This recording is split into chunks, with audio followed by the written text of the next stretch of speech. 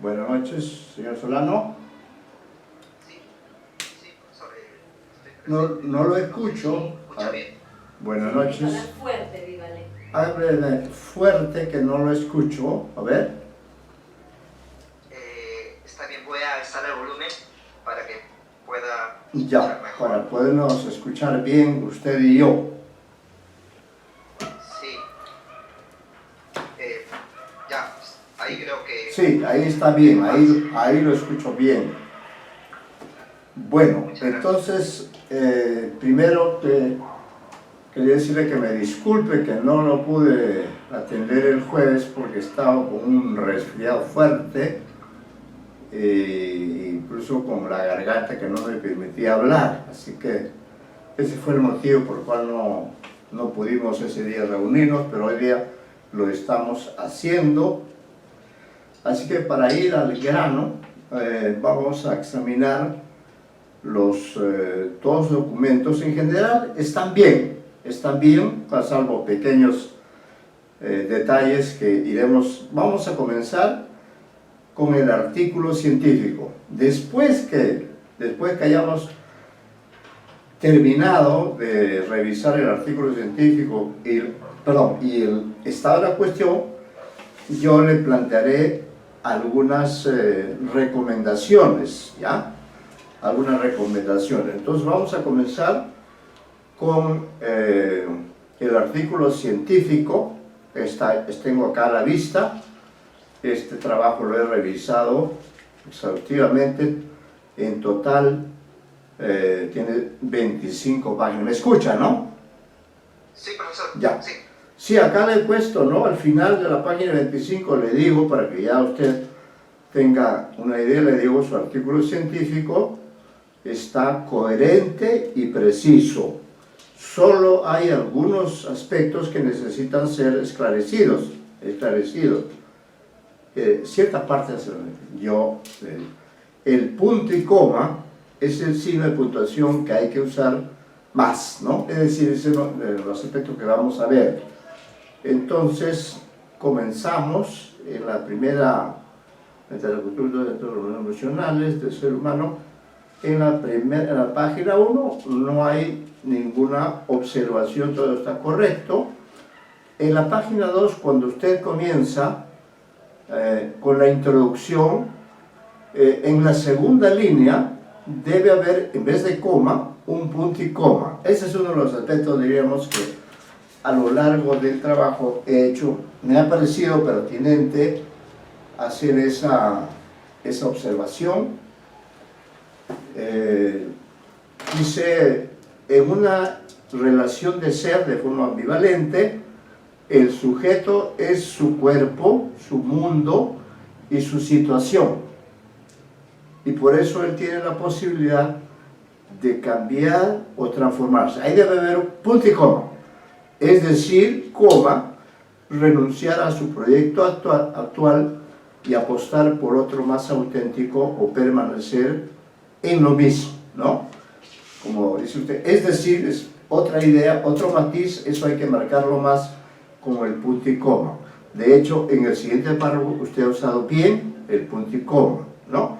Entonces, esa página también está, salvo esa cuestión del punto y coma, la página 2 está bien en cuanto al contenido y en cuanto a la forma, ¿no? En la página 3 ingresamos al existencialismo, ya esto lo conocemos, lo hemos leído. Aquí también en la página 3 no hay ninguna objeción, todo está correcto. La cita a pie de página también está bien planteada.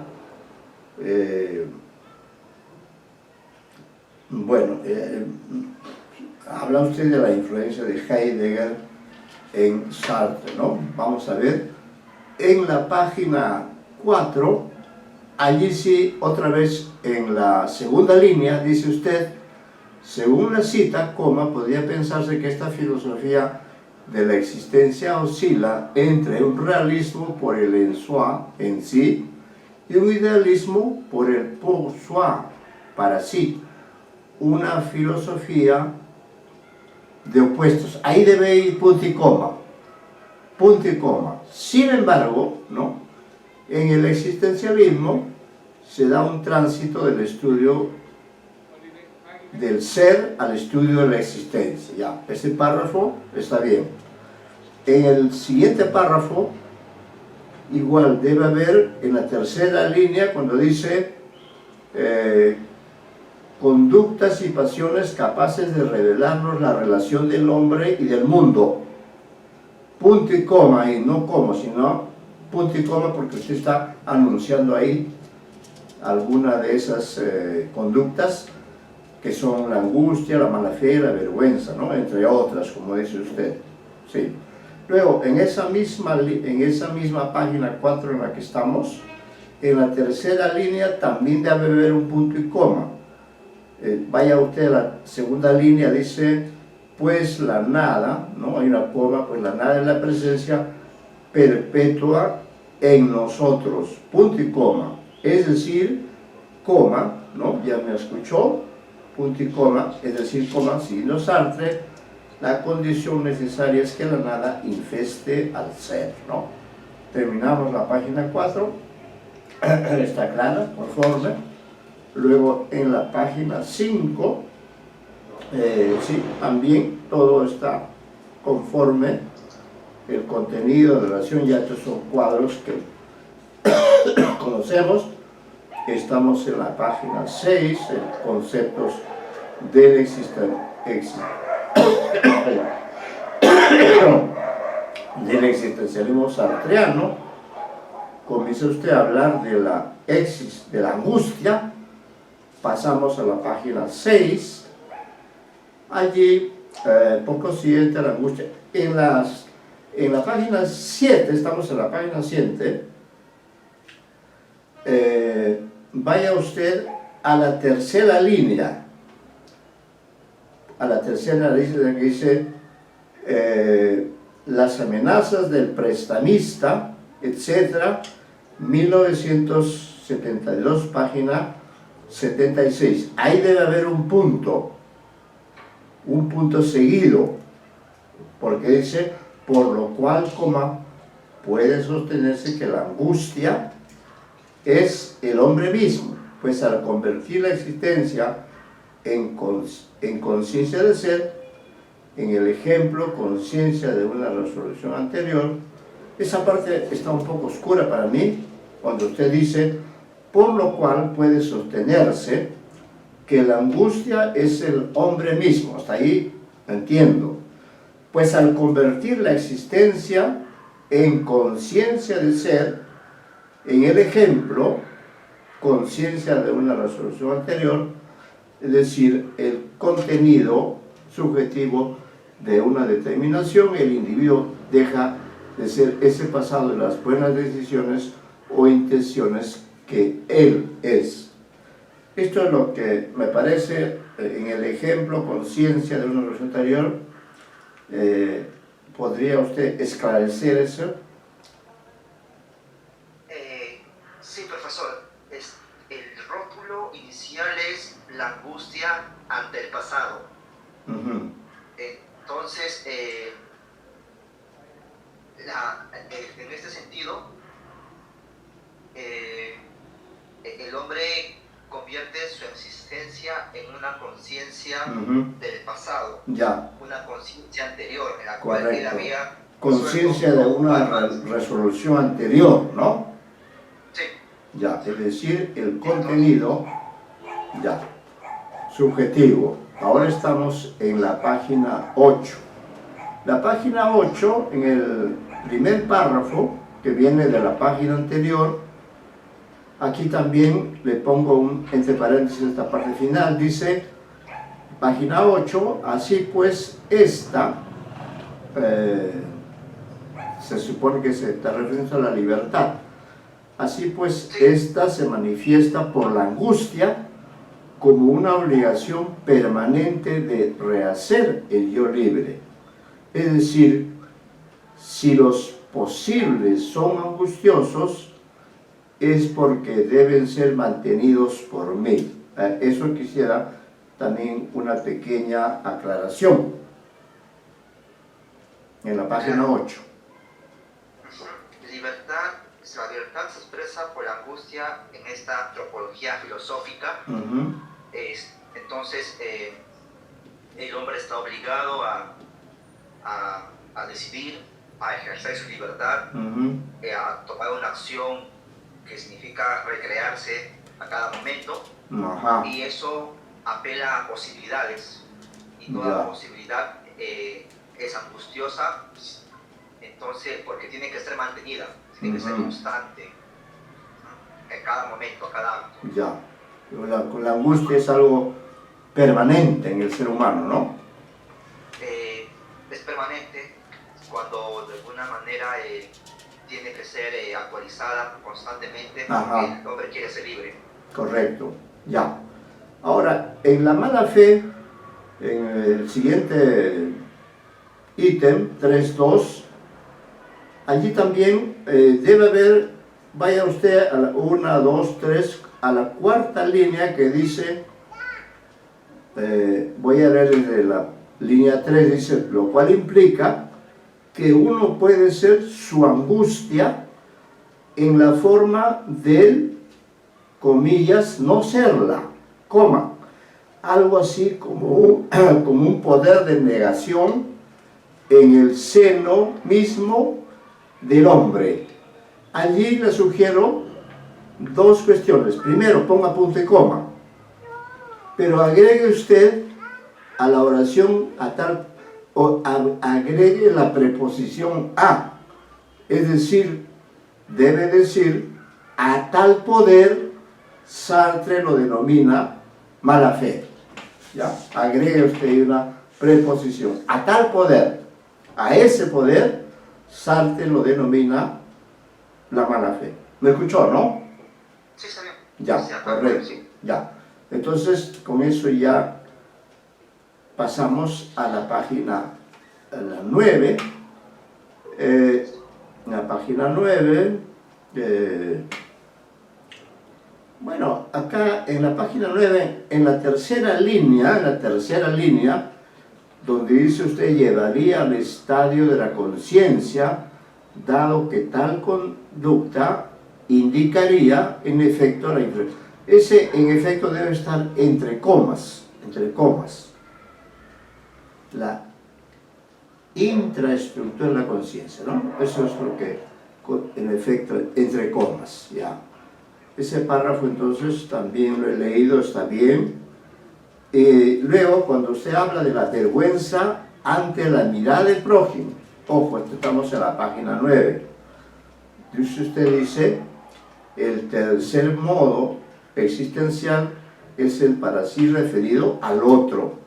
Es decir, mi ser para otro que me impone debe decir, ¿ya? No impone plural, sino singular, porque dice usted, mi ser para otro que me impone, a pesar que no quiero serlo. Hay esa corrección, debe ser impone, hay que tachar la N. Esto implicaría un sentimiento de alieneidad o alienación, ya.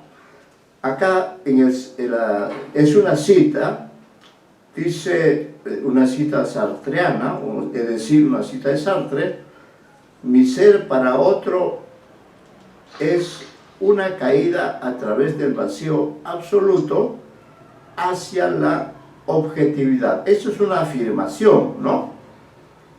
No es una pregunta, ¿no? Sí, es una afirmación. Es una afirmación, correcto. Entonces dice, y como esta caída es afirmación, no puedo hacerme para mí mismo como objeto. Ya. Entonces, recuerde esta página 9, la vergüenza ante la mirada del prójimo. ¿Ya? Continuamos. Más adelante veremos este concepto. Luego, en la página 10, estamos en la página 10, vamos al segundo párrafo. 1, 2, 3, 4, 5, 6, en la sexta línea que comienza diciendo, para el prójimo, ahí comienza la sexta línea, pero uno podría rechazar esa imagen o aceptarla sintiendo enojo por el exabrupto. Ahí también debe haber un punto y coma, sintiendo enojo por el exabrupto. Punto y coma debe ir así. Si la acepta, sentirá la vergüenza como reconocimiento, como si asintiera mi propia imagen desde la mirada ajena y por tanto fuera responsable de aquel ser grotesco. En efecto, como el autor explica, la vergüenza es vergüenza de sí ante otro, ¿no? Eso es lo que usted afirma o cita, ¿no? La vergüenza es vergüenza de sí ante otro, es decir, uno se avergüenza ante otro, ¿correcto? Ya, en ese párrafo, en la 1, 2, 3, en la cuarta línea, también debe ir un punto y coma. Leo, en la tercera línea dice, así pues para sí el hombre libre se remite al prójimo a fin de captarse en pleno bajo otras estructuras de su ser. Allí debe haber un punto y coma, ¿ya? Porque dice, entonces mi relación de ser con el ser del prójimo consiste en mirar y ser visto, ¿no? Entonces es un conector que usa usted con frecuencia, ¿no? A lo largo del texto. Pero ahí está bien, solo que hay que marcar esa diferencia entre una y otra mediante el punto y coma, que es más preciso para que se mantenga la idea. Vámonos a la página 11. Allí también dice, en el primer párrafo dice, ahora, a fin de poder explicar esa relación primera, es preciso un ejemplo. Dice usted 2 puntos. Observo, tendría que decir, observo a un hombre. Yo observo a usted. Usted me observa a mí. Entonces ahí falta la preposición a. Es preciso un ejemplo. Observo a un hombre recostado en su asiento en un parque. Allí debe haber un punto y coma, ¿no? Porque usted pasa a otra idea, dice, parafraseando otra vez a Sartre, y capto una relación diferente entre el banco y él. Vale decir, una distribución de las cosas de mi universo alrededor de ese objeto privilegiado, como si fuera este el centro del césped, del suelo, de los árboles y del mismo asiento, ¿no? De tal modo que, bueno, todos estos objetos comparten con él una relación unívoca, ajena y udisa respecto a mí.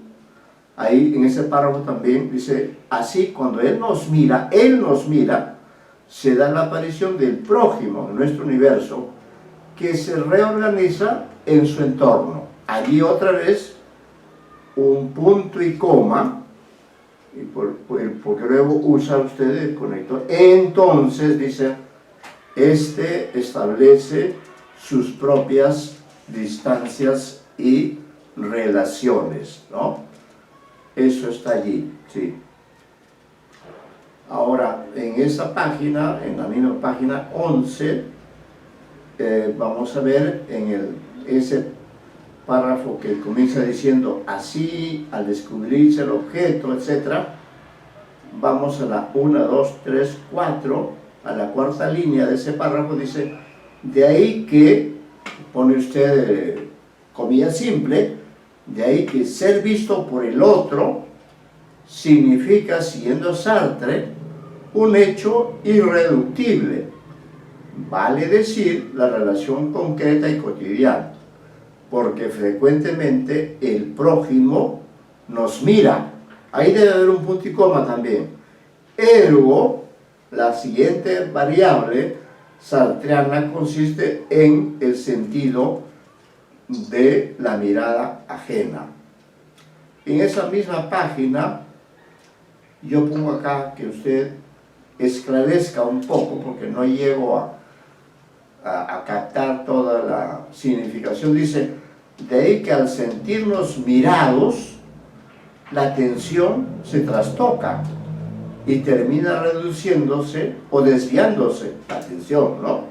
Porque, comillas, no podemos percibir el mundo y captar al mismo tiempo una mirada fija sobre nosotros.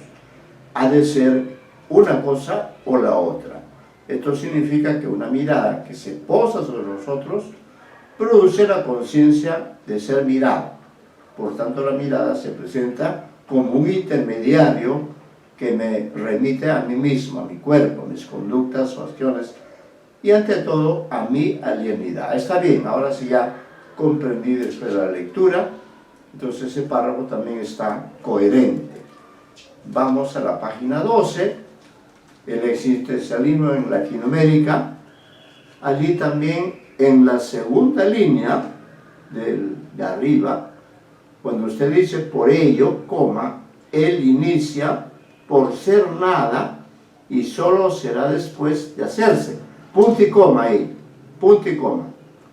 En este sentido, pero dice la existencia por encima de la esencia, ¿no? Ahí está, así termina ese párrafo, con referencia a los escritores. Luego viene el párrafo del existencialismo en Sábato, su obra y su vida. Ese párrafo está bien planteado, no hay objeciones. El existencialismo en Onetti se caracteriza en las acciones narradas de sus obras, ¿no? Igual también está coherente su visión sobre Onetti, ¿no? Pasamos a la página 13. Ribeiro es también un escritor cosmopolita. Bueno, ahí está, hay una cita también, ¿no? Correcto, en esa página termina la parte del marco teórico y entra usted al análisis existencial de una aventura nocturna en la página 13. Bueno, continuamos en la página 14. Hay una cita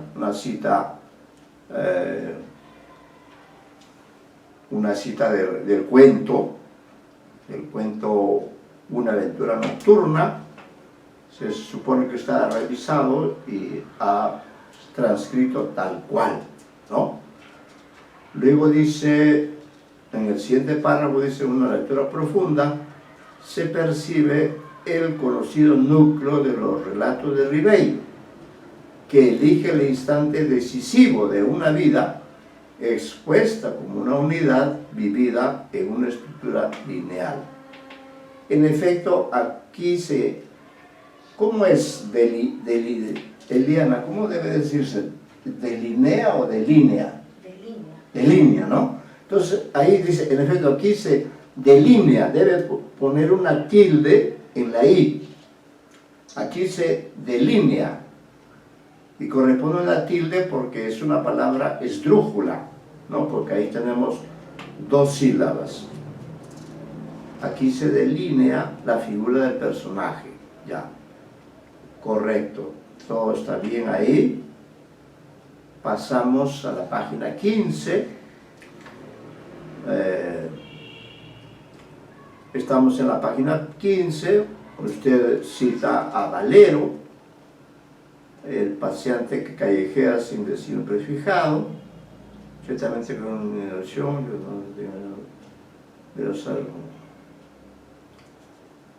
¿es correcto ese párrafo? No. Entonces, ¿no? Como le digo, la palabra entonces se repite bastante. Siguiendo la lógica del narrador, esta búsqueda nocturna sería el horizonte de expectativa del relato. Dos puntos, el acercamiento a lo desconocido. Entonces, cuando usted revisa sus textos, acá entonces también podría reemplazarse por ergo, ¿no? O, por ejemplo, para que no se repita tanto, la palabra entonces. Ya, en la página, estamos en la página 15, está todo claro, pero ya lo hemos leído varias veces. Pasamos a la página 16. Nos vamos a la línea 1, 2, 3, 4, 5. ¿Ya? Entonces, usted ha citado a Ribeiro, dice Ribeiro, 1994, página 183. Punto seguido, dice, la cita se indica. Ese se está mal, debe decir, la cita indica. No se indica, sino la cita indica que el protagonista, etc. ¿Ya? Hay que hacer esa corrección. Ese se, ese pronombre se, está mal empleado. Debe omitirse. Luego, en ese mismo párrafo dice usted, cabe considerar por ese lado a Arístides desde su modo de situarse entre su pasado y su porvenir en términos sartreanos como siendo y no siendo lo que llamamos la angustia, la posibilidad de situarse ante la nada y descubrirla como fenómeno. Ya, acá ha puesto esclarecer, pero está claro, la posibilidad de situarse ante la nada y descubrirla como fenómeno. Entonces, está bien, porque está clara la idea. Ya, viene esta figura número 2, que ya es la aplicación de la figura al cuento, de manera que ahí se puede ver en la parte superior, entre paréntesis, solterón, ser libre, angustia, aventurero, y abajo las 3 dimensiones del tiempo, en el pasado, el en sí, luego está la nada siempre, para sí, nada, en sí. Muy bien, entonces, dice usted, la figura 2, en la página 16, muestra que la libertad viene acompañada de la angustia, pues en situación el yo está escindido del mundo y de su esencia, por la nada, bajo la verticalidad del instante, ¿no? ¿Por qué verticalidad? Por el peso del presente. Ajá. Ajá. Por el hecho de que es algo, de alguna manera, en el momento, algo que le cae, ya. Y por eso es verticalidad, ¿no? Es como una especie de corte, ¿no? Sí, corte. Ya. Bien, entonces, hecha esa aclaración, pasamos ahora a la página 17.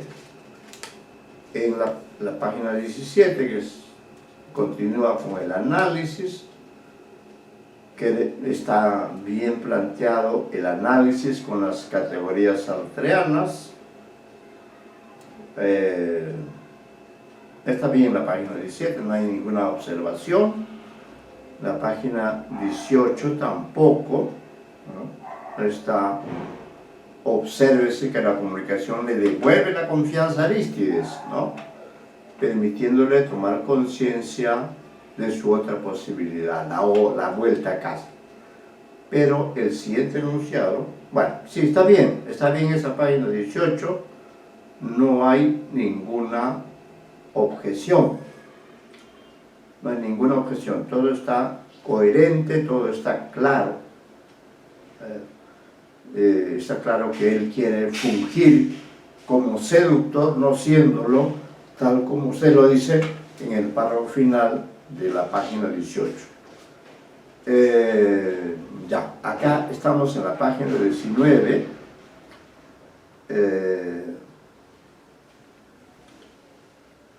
Dice: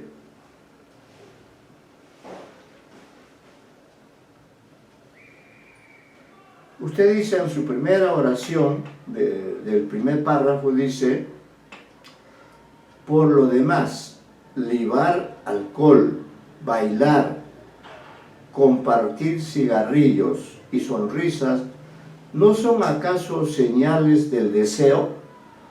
Si usted lo plantea así, esa oración tiene un matiz interrogativo. Entonces, ¿qué le parece a usted? ¿Lo pone como interrogación? No.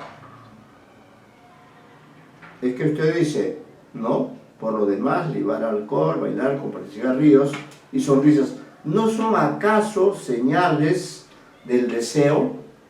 Sí, tiene razón. ¿No? Mejor es con interrogación. Se plantea como una pregunta, ¿no? En efecto, dice, las acometidas del héroe aparentemente inspiran confianza, ¿no? Sí, ya. En el siguiente párrafo dice, sin embargo, hay dos elementos ambivalentes en el protagonista. A.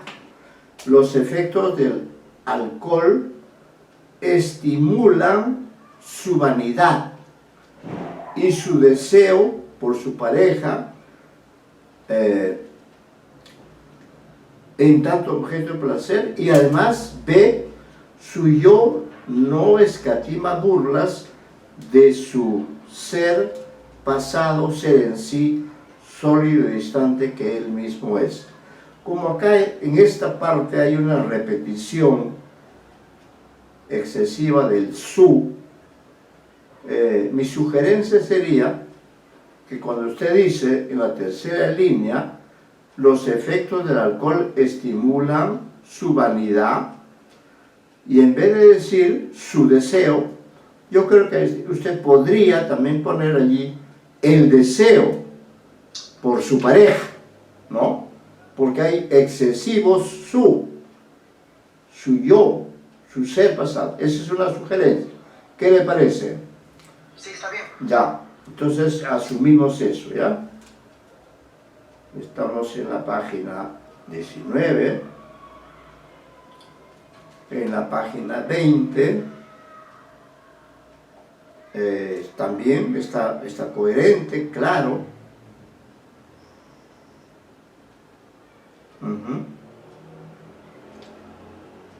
Ahí cita a Elmore,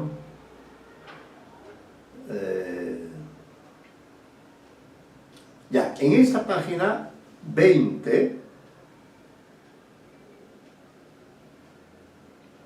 dice usted en el tercer párrafo, 1, 2, 3, 4, 5, dice, a eso voy, dice usted, por esta razón, coma, Arístides tiene aprehensión ante la patrona. Aprehensión quiere decir temor, ¿no? Sí. Ya. Aprehensión ante la patrona, vale decir, él experimenta una aprehensión íntima. ¿Cuál es la diferencia entre aprehensión y aprehensión? El segundo término es como un conocimiento intuitivo de él, ¿no? Ya. Respecto a lo que ella está observando, a la Eres... imagen que ella se hace de Arístides. Ya. Él experimenta una aprehensión íntima hacia algo que ella observa, y ese algo es él mismo. Ya está. Ya está. Ahí está. Entonces estamos en la página 20. Vamos a la página 21. Dice usted, acá le hago esta pregunta, ¿no? Dice, leo las tres líneas y le hago la pregunta. Dice, esta escena no solo expresa la reciprocidad entre el para sí y el prójimo, sino también la posibilidad del héroe y la justificación del título del cuento. Punto. Sin embargo, coma, en el desenlace, coma, el cuarto suceso de la historia se le presenta al héroe otro coeficiente de adversidad. Aquí me parece observable, se le presenta al héroe otro coeficiente. ¿Por qué coeficiente? Pregunto yo. ¿No sería mejor otro elemento de adversidad? Porque coeficiente, ¿qué es exactamente? ¿O por qué cree usted que ahí está bien coeficiente?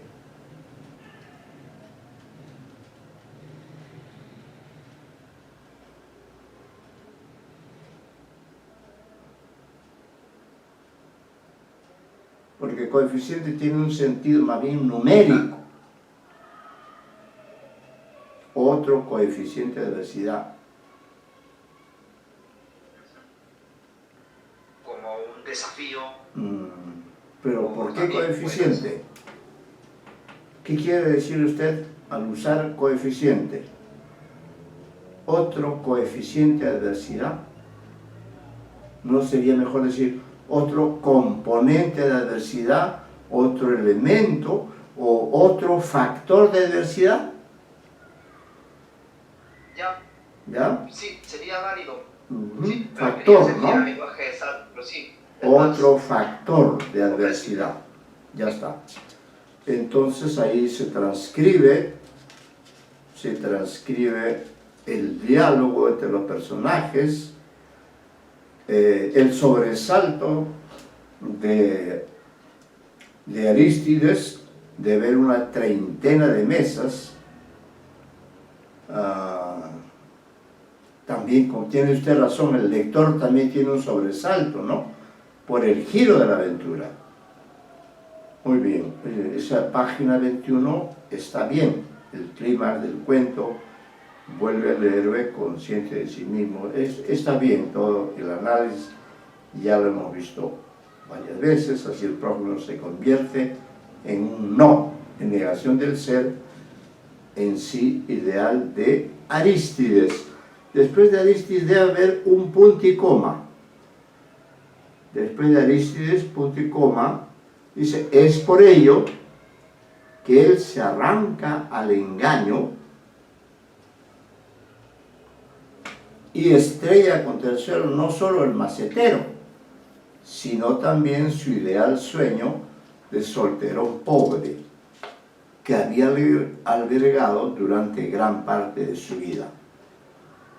Finalmente, el héroe experimenta una vergüenza angustiosa, pues todo fue una gran farsa orquestada por la libertad ajena. Por eso para Sartre el infierno son los otros. Acá lo que observo es que antes, en la página 9, usted ha dicho que uno se avergüenza ante la presencia de otro. Pero aquí parecería o se da a entender que él experimenta una vergüenza angustiosa ante sí mismo, ¿no? Sí, sinónimo humillación. Una humillación, ¿no? Claro, es una humillación. Puede emplear ese término también. A este se convirtió en una simple remisión, en un utensilio, agréguele en un utensilio, en ese párrafo, ¿no? En un utensilio dispuesto para los fines del prójimo.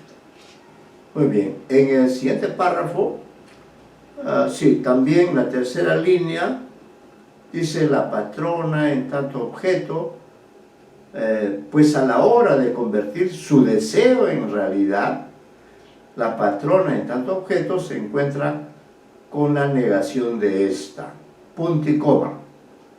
Por eso su fracaso se debe exclusivamente a su prójimo, ¿no?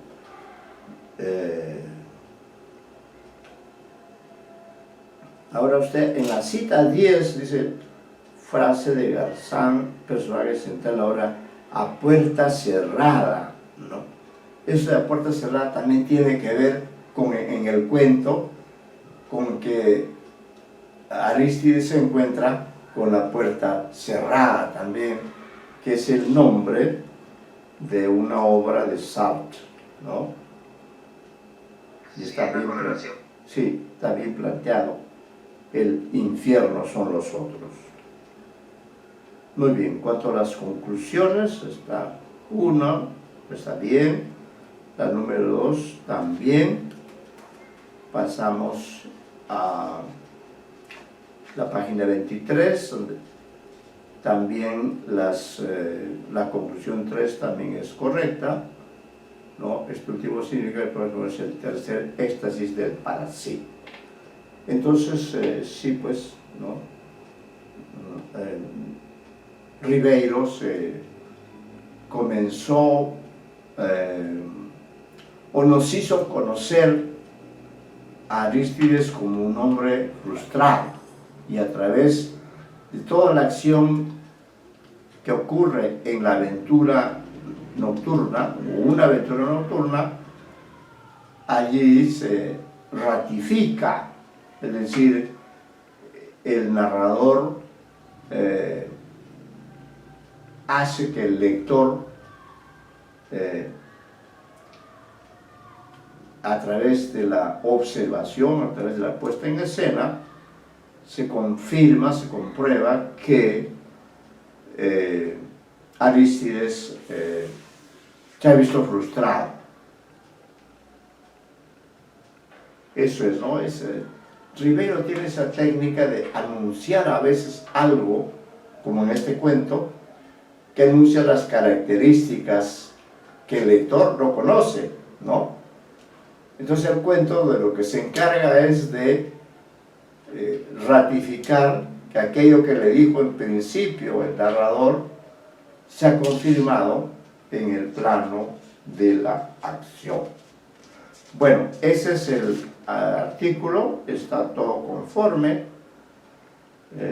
revisar la bibliografía también, y como les decía al comienzo, ya hemos revisado el texto completo, principalmente el uso pertinente del punto y coma y las otras ideas que hemos esclarecido. Ahora vamos a ver el estado de la cuestión, que es un poco más breve, que también ya lo hemos visto, ¿no? Vamos a la página 1. Acá en el último párrafo yo creo que hay una, dice, leo el último párrafo, dice: al respecto se han escrito múltiples interpretaciones que son las capas de sentidos de la narrativa ribeiriana, pues no solamente se aproxima a la obra desde un tiempo y un contexto, debe decir determinados, porque hay dos elementos allí, desde un tiempo y un contexto determinados, ¿no? Con dos elementos, tiempo y contexto. Hay que entonces poner determinados. Esa es una observación en la página 1 del estado de la cuestión.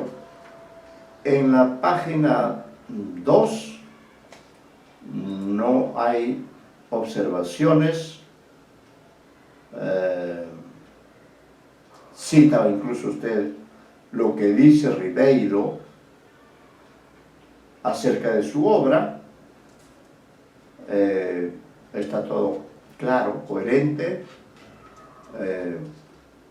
cita usted también el diario de Ribeiro, es una tiza pertinente donde dice Leo Sartre, como usted dice, no sabemos qué obra de Sartre, seguramente el ser y la nada, ¿no? Porque usted dice en la página 3, a partir de esta nota se infiere la semejanza entre el diarista con el protagonista sartreano, Antoine Roquetin. ¿Es Roquentin o Roquetin? ¿Han visto ustedes eso? confirme si es Roquentin o Roquetín. ¿Ya? Eso usted lo confirma. Tiene a la mano o puede buscar la novela La náusea de 1946. Puede ser Roquentin, que esté correcto, pero no está de más que usted ratifique si está correcto Roquentin o es Roquetín. No lo sé, no tengo a la mano La náusea. Eso, en todo caso, es un pequeño detalle, ¿no? Ahora, luego comienza usted refiriéndose a los autores que han estudiado a Ribeiro. El primero de ellos fue Lütjing, del año 71. Él distingue 4 tipos de outsiders: el político, el económico, el artístico, social y el existencial, ¿no? Se comprende el tema transversal de la cuentística de Ribeiro, el fracaso. En la tingencia esta idea, Ribeiro menciona en una entrevista. Entonces la cita también está bien, ¿no? Como dice Ribeiro, y eso lo ratifica en Prosas Apátridas, ¿no? Como usted podrá observar, son relatos de una decepción, de un combate perdido. ¿Por qué? Quizá porque considero que en bloque la humanidad es un fracaso, algo que resultó mal. Esa cita está bien. En la página 4, en la línea 3, me parece que hay que añadir el verbo son. Dice usted: de este modo el fracaso no es solo el tema, sino también una forma de ver el mundo para el autor, puesto que ese sentimiento de insatisfacción, de derrota, ha sido una actitud vital durante su vida. Constancia de ello, ahí debe agregar son. Constancia de ello son varias reflexiones al respecto en sus prosas, cartas y diario. Me parece pertinente que agregue ahí el verbo para que haya más precisión. Son varias reflexiones al respecto, ¿no? Estamos en la página 4, cita usted a Escobar, me parece bien, la cita sobre Escobar. Mira, además Escobar era un amigo muy cercano de Ribeiro, y Ribeiro lo apreciaba mucho, ¿no? Lo apreciaba mucho. Finalmente, dentro de este marco, Escobar analiza solamente el cuento El ropero, los viejos y la muerte, cuento que yo también he analizado, ¿no? En la página 5, habla usted de Vidal, como él se sitúa en los 70s, una época en que efectivamente Barthes, Todorov, a Cervenka lo conozco menos, pero usted dice el punto de partida es Cervenka, quien presenta su concepto de personalidad como principio de unificación dinámica. Ya, está bien allí todo, conforme página 6. En el párrafo que usted dice, por su parte Losada, 76, mira, aquí repite también parte, por su parte, podría poner por otro lado, en vez de su parte, es por otro lado, para evitar esa repetición de parte, ¿ya? Por otro lado, entonces usted suprime por su parte, por otro lado, Losada también parte desde la marginalidad para su interpretación de la obra de Ribeiro como praxis social. Ahí debe haber un punto y coma, ¿no? Porque usted amplía, dice, esto significa la tendencia a instituir un modo de conciencia social y así crear en sus lectores una toma de posición para sí y para con nosotros en relación con las posibilidades históricas de su sociedad. En efecto, hay una corrección que hacer. Usted dice, las mayorías de sus relatos. No, es la mayoría de sus relatos. O sea, ahí hay que suprimir 2 S. Hay que decir la mayoría, no puede decir las mayorías, no, la mayoría de sus relatos, ¿no? Son un total de 98 relatos y la mayoría de ellos tienen, entonces tiene que decir también tienen, no, sino tienen, ¿no? La mayoría de sus relatos tiene como protagonista a un marginal. Agréguele ahí la preposición a. Tiene como protagonista a un marginal. Para mayor claridad. Sí. Luego habla de cómo Losada, la obra freudiana está compuesta por 3 elementos, ¿no? Un ámbito carente de relaciones sociales, donde se configuran individuos aislados expuestos a una colisión inevitable en su cotidianidad, el tipo de hombre-personaje sin valores con los que identificarse, sin proyección social o histórica, y por eso condicionado a la derrota. El narrador imparcial objetivo que glosa lo evidente. Comprende la creación como una manifestación personal y gratuita que expresa su mundo sin ningún propósito social. Entonces, pasamos a la página 7. En la página 7 usted cita a Gutiérrez. Hay una cita de su libro de 1988, La generación del 50, un mundo dividido. Lee la obra de Rivero desde una perspectiva del proletariado. Claro, es la perspectiva de Gutiérrez, ¿no?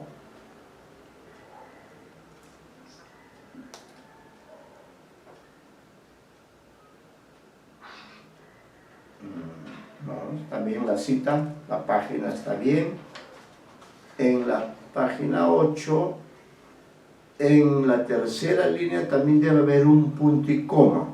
La tercera línea dice: se ve expuesto a confrontar la realidad desde sus propias posibilidades. Punto y coma ahí.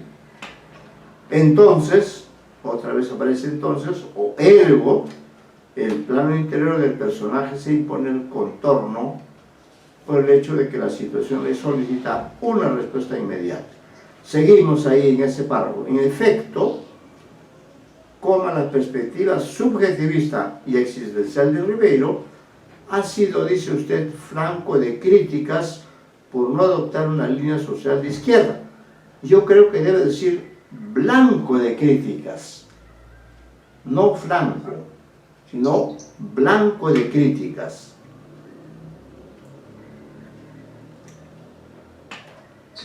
Sí, blanco de críticas por no adoptar una línea social de izquierda, pero en la línea de tiempo de los años de los 80.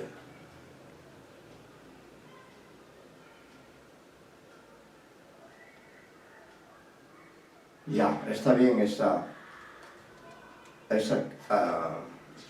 aclaración que usted hace al planteamiento de Gutiérrez. Luego toma usted a Cristal en 1984, pasamos a la página 9, ya, acá hay un pequeño detalle.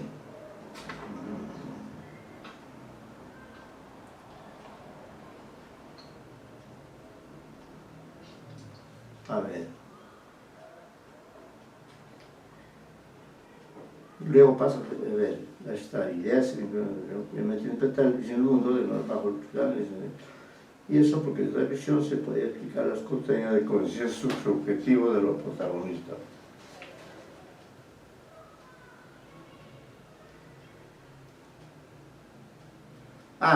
En la página 8, cuando usted habla de Cristal, ubíquese al inicio de la cita sobre Cristal, dice: el crítico divide su análisis en 3 partes. Así, primero, trata sobre la observación y la reflexión. Esa sería la primera parte, ¿no?, en todo ese párrafo. Segundo, dice usted, el crítico examina las técnicas narrativas mediante las cuales el narrador deberá en observación de estudio de los procedimientos narrativos a fin de explicar.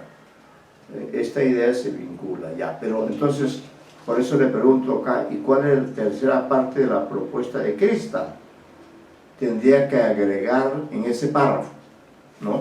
Porque usted mismo ha numerado. Ha dicho en la página 8, el crítico divide su análisis en 3 partes. Y ha dicho primero, segundo, pero no está el tercero. Entonces, ahí... Y finalmente. ¿No? Y finalmente, en la segunda línea, segundo, el crítico examina las técnicas narrativas mediante las cuales el narrador ribeireano observa. Y finalmente, estudia los procedimientos narrativos. Ahí sería la tercera parte. Ya. Que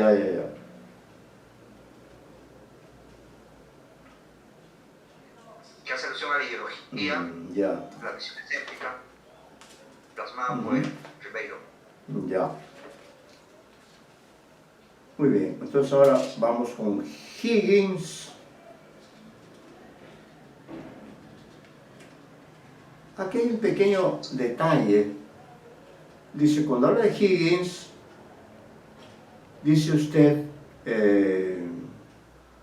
para Higgins, la narrativa de Rivero tematiza tanto las constantes de la vida sociopolítica de Perú como los cambios económicos producidos por lo menos de los años 40 y 50. Acá esto es un pequeño detalle. Si usted dice los años 40 y 50, se está refiriendo a 1940 y a 1950. Entonces yo considero que usted debe decir de los años 40. Entonces comprende toda la década. Igual, debe decir los años 40 y 50, ¿no? Porque si dice usted años 40 y 50, está diciendo 1940, 1950. Para que se entienda que se refiere a 2 décadas, habría que poner los años 40. ¿Cuáles son los años 40? Desde el 41 hasta el 50, ¿no? Y los 50 desde el 51 hasta el 60. Esa es una observación que le hago. Claro, hay cierta... Es una cita, profesor. Disculpe. Es una cita, tendría que ponerle SIC. Sí, claro. Porque es que hay una cierta confusión en el uso de eso de las décadas, pero claro, de los años 40 y 50, ¿no? Yo prefiero, es mi posición, poner de los años 40 y 50, ¿no? Eso es lo que yo planteo. Ya, entonces en esa misma página 9, que está bien,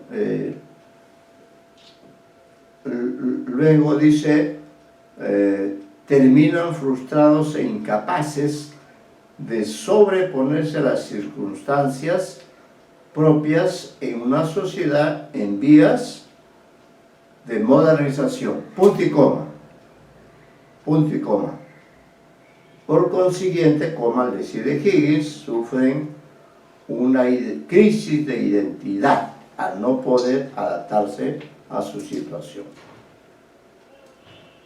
Por eso para nosotros el fracaso se presentaría como una vía a la conciencia existencial.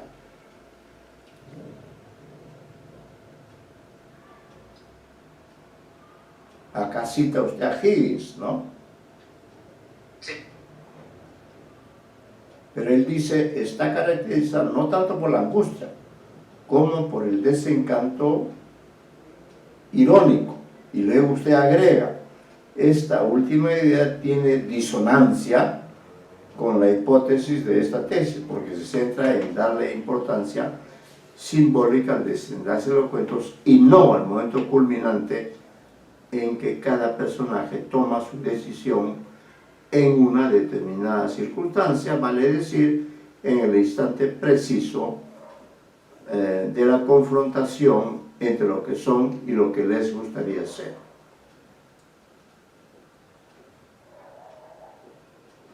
Ahora, acá me parece que debería usted agregar la preposición de. Cuando dice ahora, en la página 10, cabe tratar de una lectura desde una perspectiva subjetiva e individual. De una lectura, que es la lectura de Luz Carrillo. Ahora cabe tratar de una lectura. Eso especifica que está usted planteando otra aproximación que es la de Carrillo. Sujeto individual moderno. Bueno, la cita de ella me parece pertinente. No hay otras observaciones en la página 10. En la página 11, usted sigue con Carrillo, ya que sí hay una observación sobre la concordancia. Vaya usted a la línea cuarta, termina usted la oración, dice, enjuiciamiento a la sociedad contemporánea y las relaciones entre los individuos. Cierra comillas, página 90. Es justamente esa relación, ojo, esa relación con el prójimo, idea de corte existencialista, debe poner ahí no lo, sino la. Porque es esa relación con el prójimo, idea de corte existencialista, la que nos permitirá profundizar podría poner ahí también profundizar en las contradicciones que ponen de relieve la complejidad de los personajes de Ribeiro. Luego viene Elmore, 2002.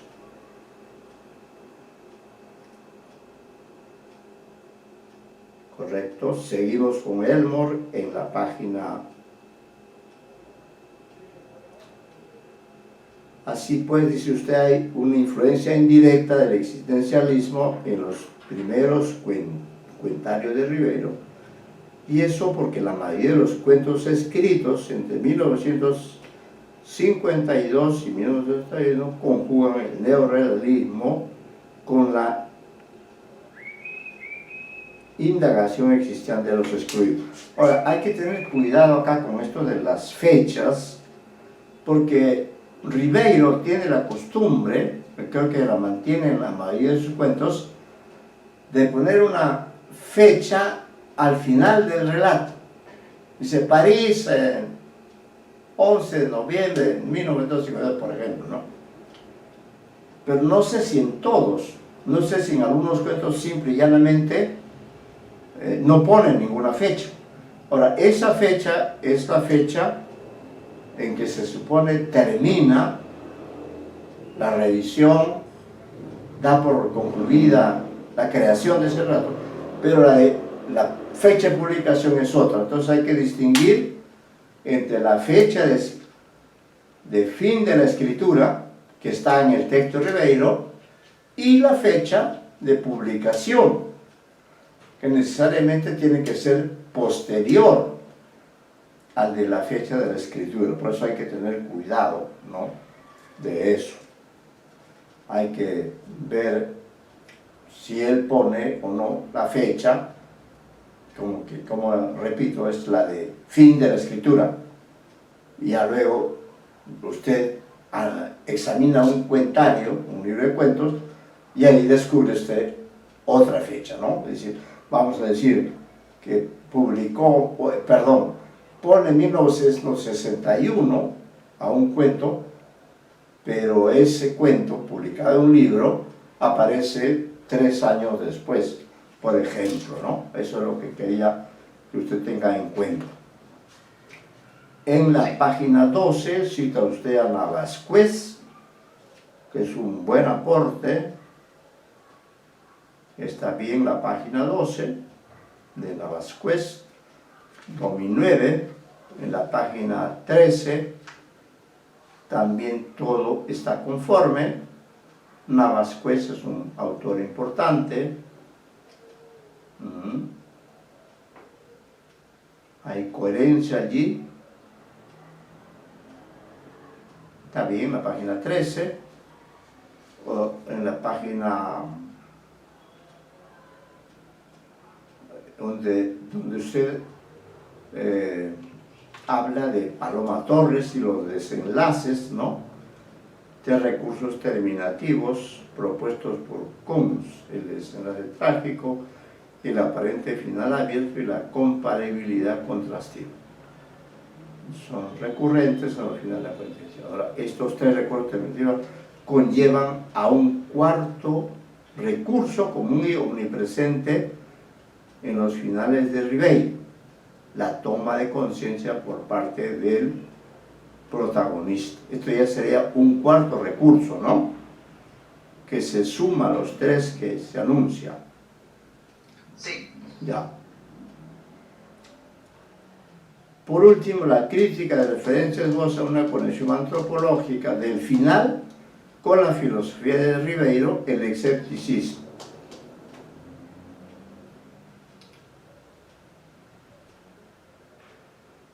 La toma de conciencia. Ahora vamos a Esteban.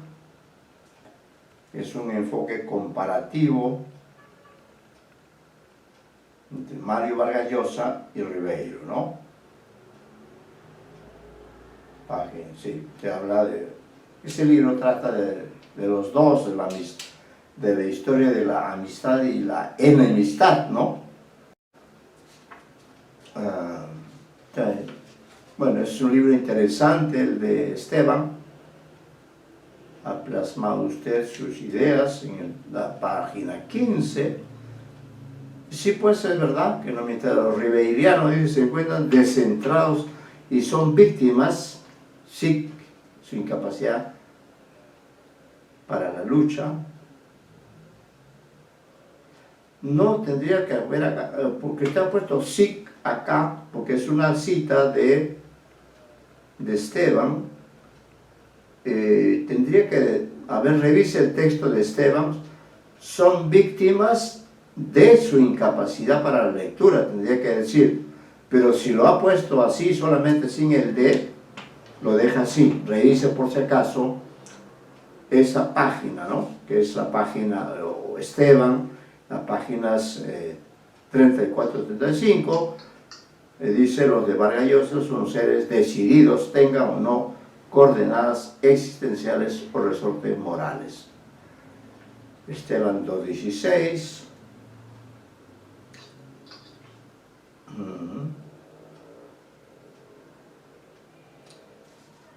Para Esteban, el autor de Prosas Patrias evita los dos aspectos más importantes de la narrativa del mundo: la innovación técnica y la identidad latinoamericana, ya que su literatura y sus reflexiones suelen ir más allá de lo autóctono para elevarse hacia los problemas de la condición humana.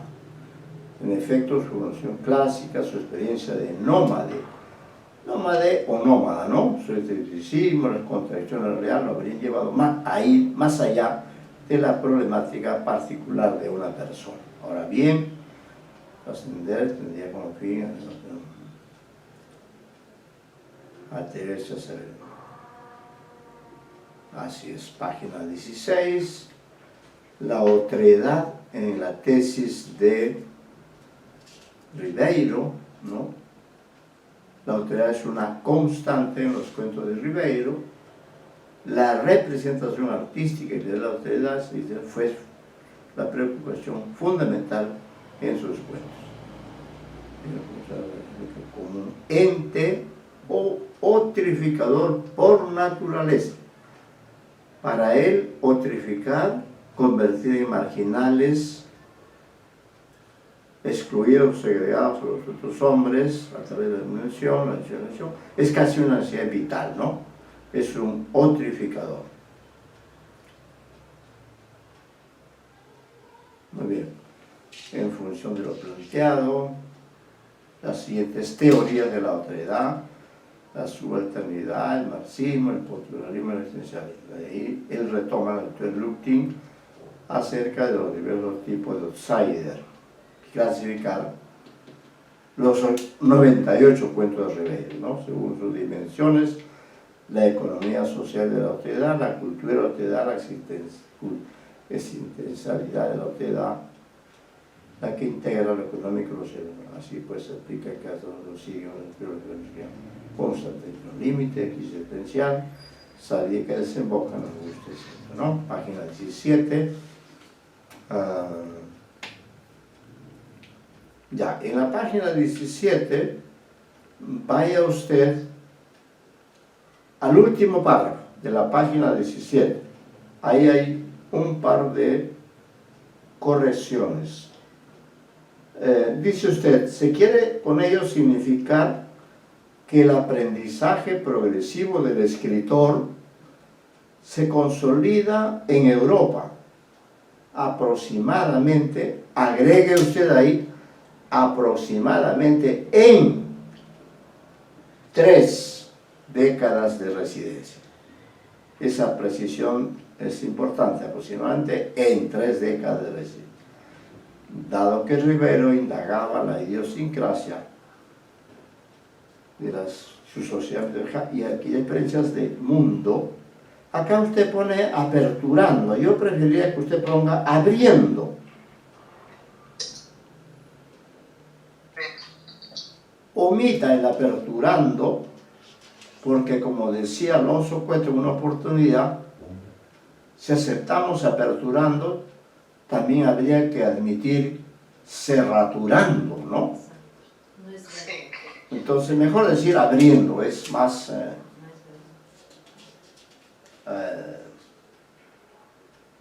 va más con el español, con la naturaleza del español, ¿no?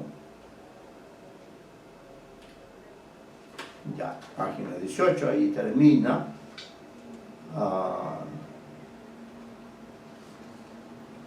Es por eso que esta investigación se centra principalmente en el primer tomo de la palabra del Mood.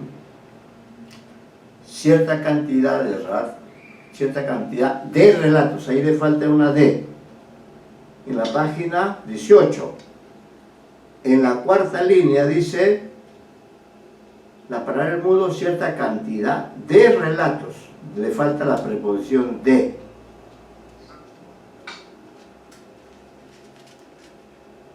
Una primera etapa de la antigua ley, la época en que estaba influenciado indirectamente por el existencialismo. Correcto, ya.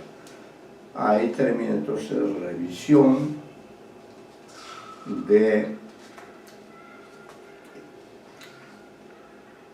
Ahí le puse a usted su estado de la cuestión, está más completo. Ha agregado perspectivas críticas que enriquecen su visión. Veremos algunos pasajes. Bueno, ya hemos terminado. Ahora sí vamos a las recomendaciones.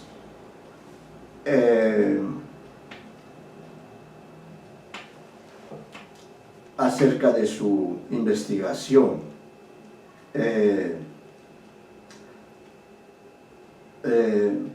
La primera recomendación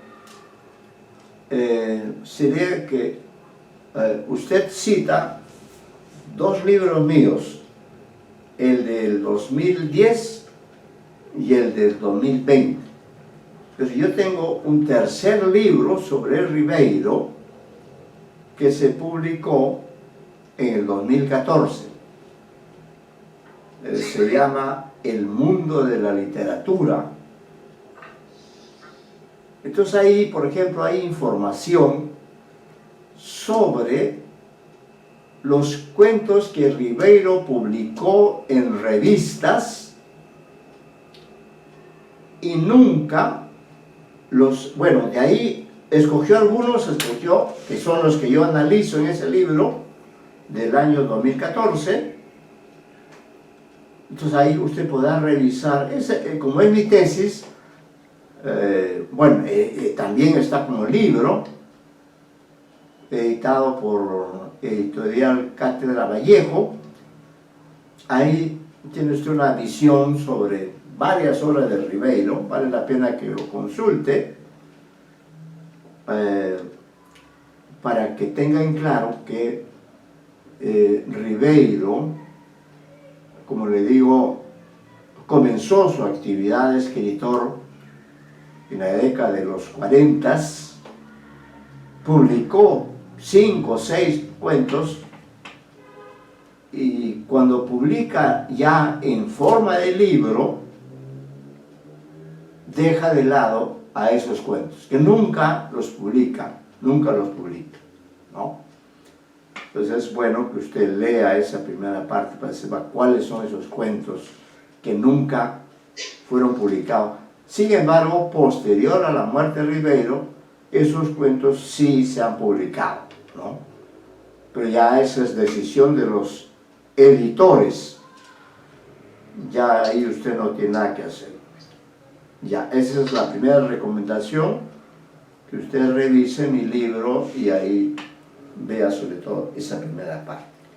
Ahora, acá viene una recomendación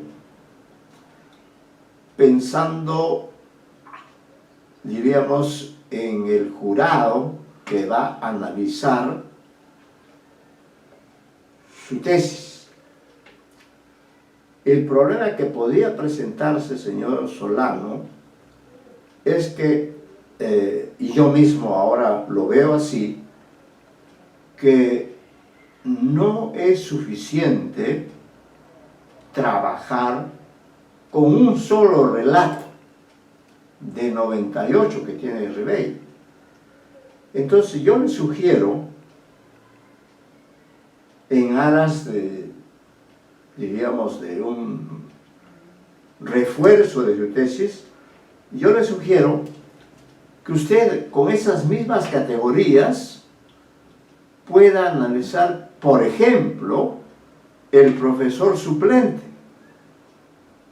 Sí, profesor, en realidad voy a analizar 10 cuentos incluidos en Cuentos de Circunstancia y La Botellas y los Hombres. Ya. Ese era el proyecto del primer curso de seminario de tesis. Ya. Entonces usted va a analizar. Ahora, hay un libro de Ribeiro que usted debe, seguramente lo conoce, ha leído los cuentos, pero no los cita, que es Tres historias sublevantes,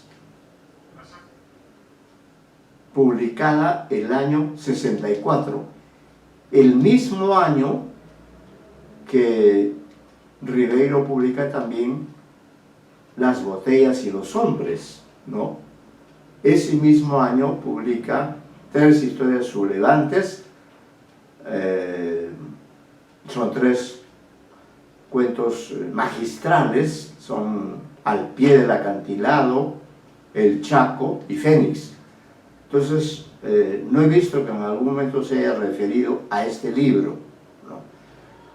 Ahora, al término de la década de los 60,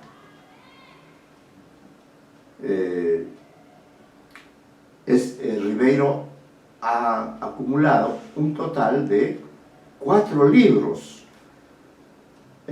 Los Gainados sin plumas, 1955, Cuento de circunstancias, 1958, Las botellas y los hombres, 1964, y Tres historias sublevantes, también en el 64.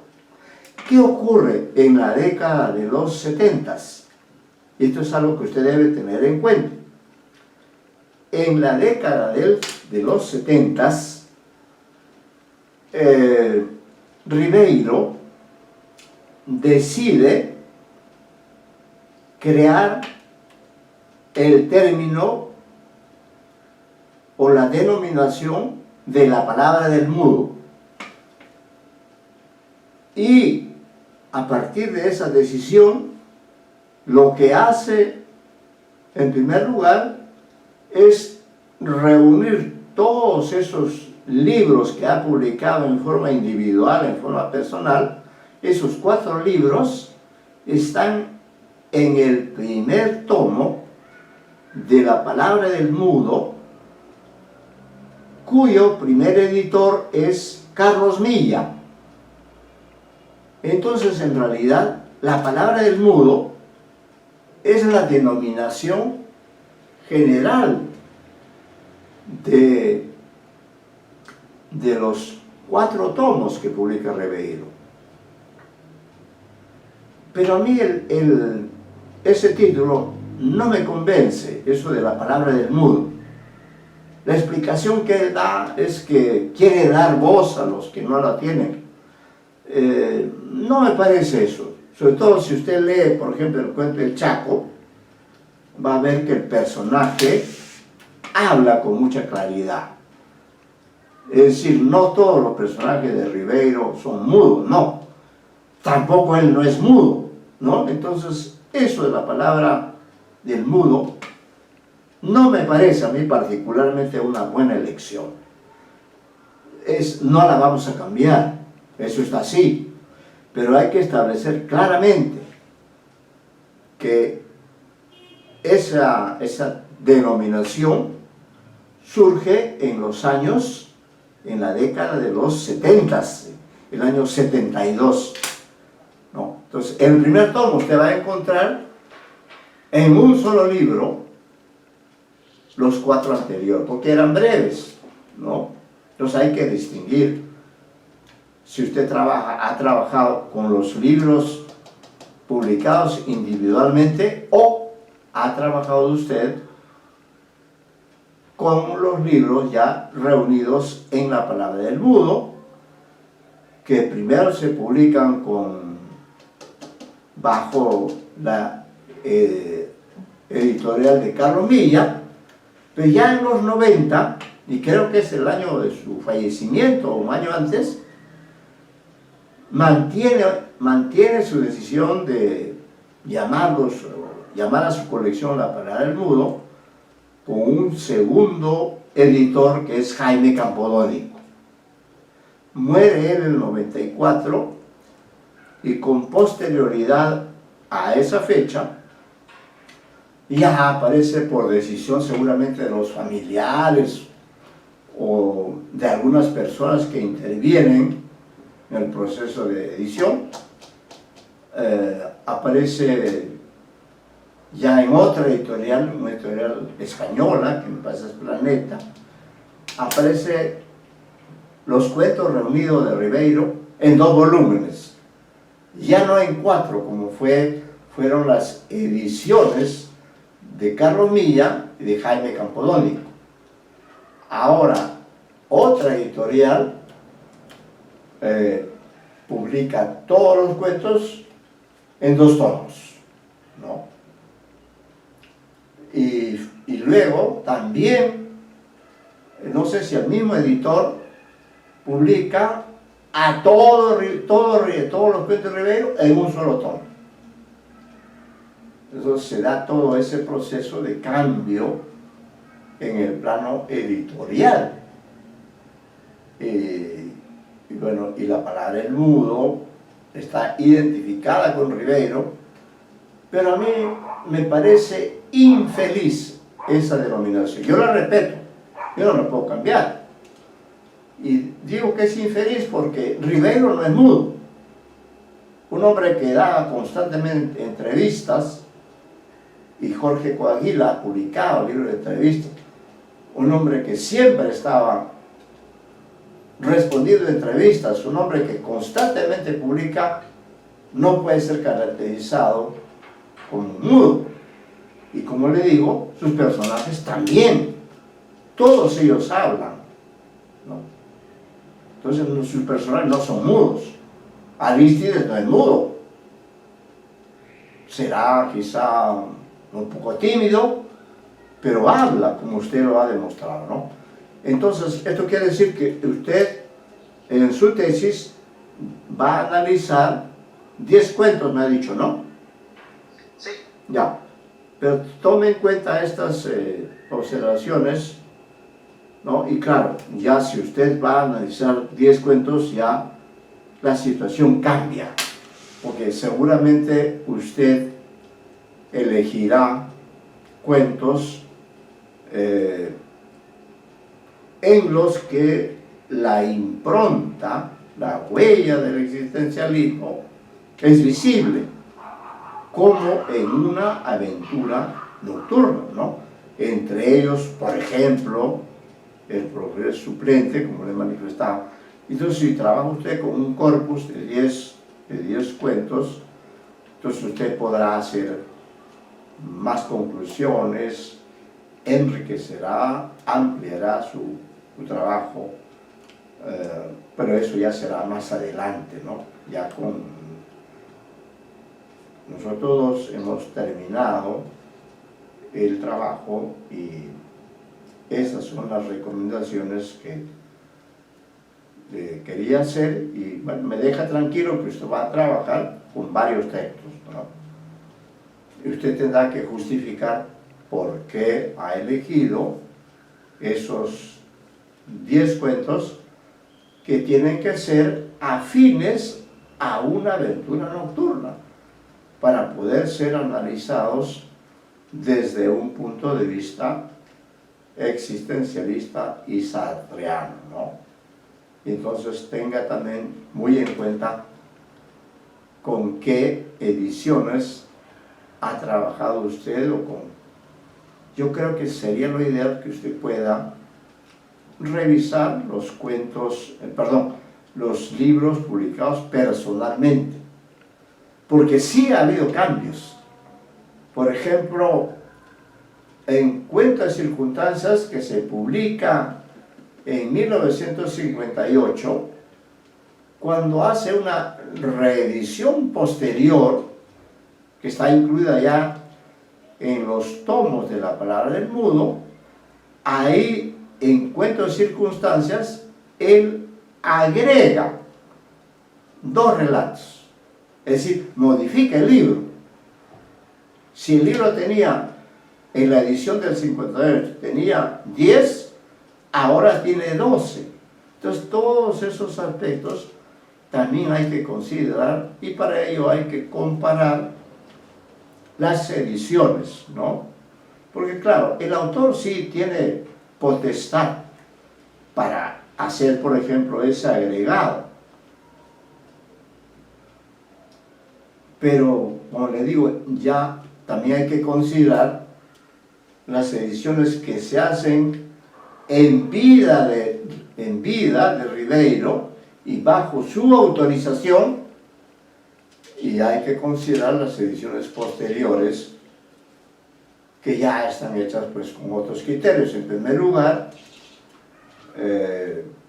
ya esos 4 tomos pequeños se convierten en 2 tomos, ¿no?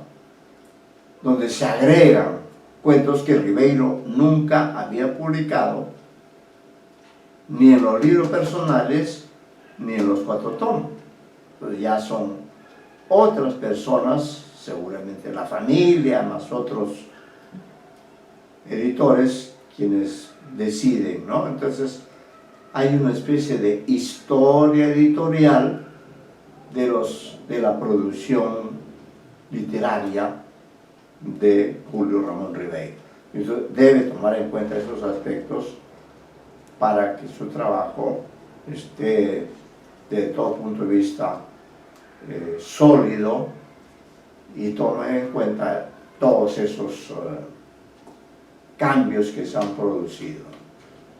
Eso está en este libro mío, que usted no, si no ha revisado, lo puede revisar en línea, porque como es tesis, está a la vista. Si usted me espera un minuto, por favor. Sí, profesor, sí tengo el libro. Ya, ¿conoce ese libro? Sí, lo he leído. Y en el de 2014, ya. Un correo donde un comentario sobre el libro. Ya, y usted me respondió amablemente y me dijo que iba a dictar. Usted presentó el libro en el Foro Barrenechea y dio una conferencia de 2 días. Ya, es posible. Claro, he dado un curso sobre Ribeiro el año pasado, me parece, pero basándome en el tercer libro. No, estamos hablando del 2014. Claro, pues el 2014, tráeme un ejemplar, Eliana, por favor. Se lo voy a mostrar para confirmar si usted tiene ese libro o lo ha visto.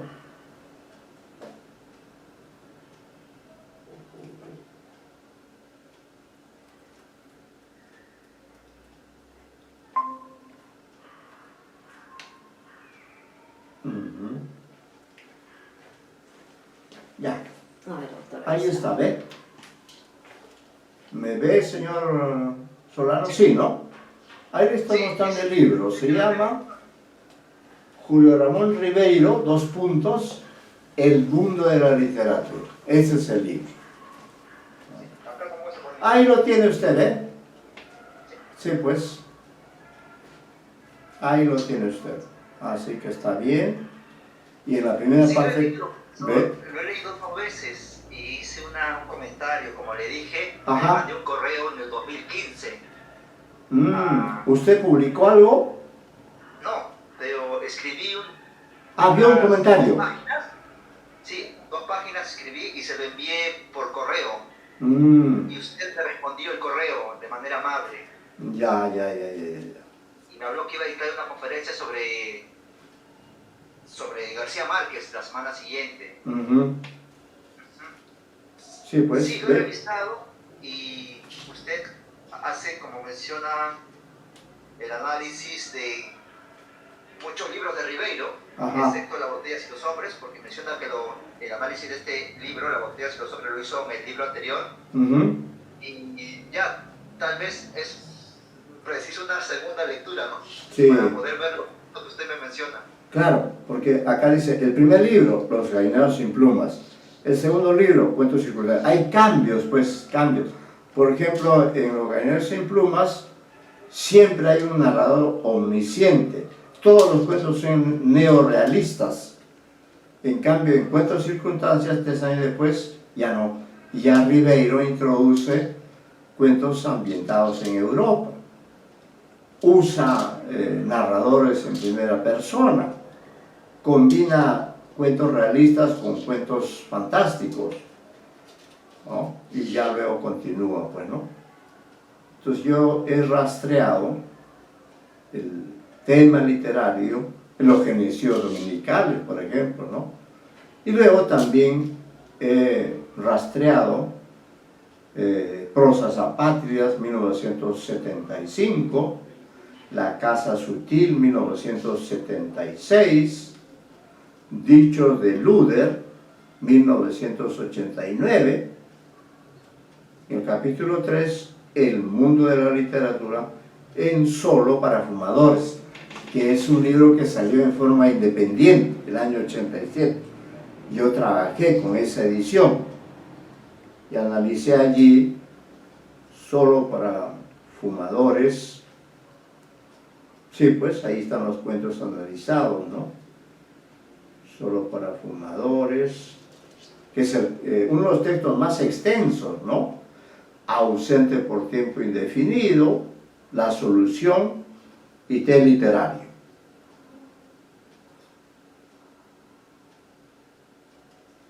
Ahí está. Este es el libro que, de los 3 que he hecho, es el que me gusta más. Me gusta más. Pero no niego que los otros también son un aporte porque, sí, pues desde el 8 de octubre de 2014, ve, acá pongo la narrativa breve anterior a 1987. Entonces, como usted tiene el libro, lo puede revisar, señor Solano. Sí, porque usted hace la prehistoria de Ribeiro. Sí. Así que bueno, ya hemos terminado ahora. Y bueno, ya ya nos estaremos comunicando, ya usted me mantiene informado de qué viene después, en fin, pues ya estaremos al tanto, ya que hemos trabajado durante un buen tiempo. Entonces ya el porvenir ya nos dirá qué es lo que habrá que hacer. Así es, señor Solano. Entonces hemos terminado de revisar la quinta entrega de sus dos documentos, todas las observaciones, así que ahora estamos ya listos para que usted continúe su camino hacia la sustentación, ¿no? ¿Qué planes tiene respecto ya ahora, qué cosa le corresponde realizar? El marco teórico y ya plantear dos variantes de existencialismo, el de Sartre como predominio y el de Albert Camus como un existencialismo absurdo, para poder complementar el análisis de algunos cuentos, agregar perspectivas dentro de esa misma línea.